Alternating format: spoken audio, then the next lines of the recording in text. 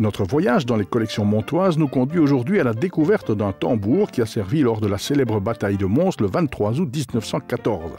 Notre guide est le conservateur du futur centre d'interprétation de l'histoire militaire, Guillaume Blondeau. Le tambour qui vous est présenté aujourd'hui a appartenu à l'un des régiments britanniques qui a combattu dans la région de Mons le 23 août 1914. Richement coloré, il arbore les noms des différentes batailles auxquelles ont participé ce régiment. On peut aisément imaginer le soldat britannique qui, durant l'été 1914, a quitté sa terre natale, a quitté l'Angleterre pour venir se battre loin de chez lui afin de préserver la neutralité de la Belgique.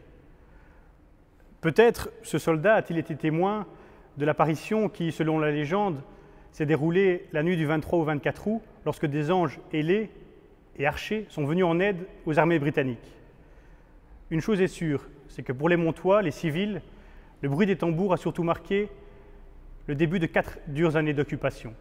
Ce sont ces destins humains, ces vécus quotidiens, ces tranches de vie que le Centre d'interprétation d'histoire militaire, qui ouvrira ses portes sur le site de la Machine à eau en 2014, entend mettre en lumière. Vous retrouverez ce tambour dans le futur centre d'interprétation d'histoire militaire à la Machine à eau dès 2014. Ce sera un lieu qui, au-delà des objets exposés, interpellera le visiteur sur les grands conflits du XXe siècle à travers l'histoire de la ville.